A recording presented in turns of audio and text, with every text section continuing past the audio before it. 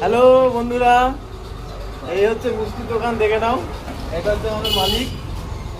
আমি মোটামুটি 18-19 বছর এখানে কাজ করেছি, ঠিক আছে।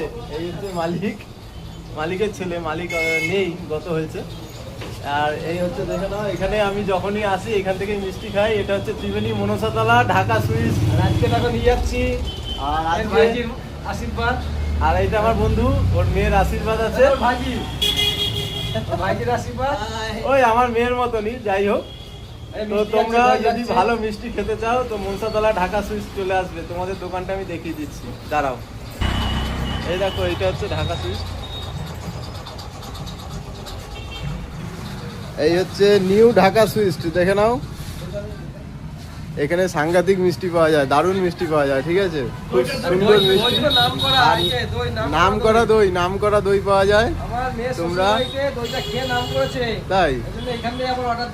বাহ বাহ, খুব ভালো।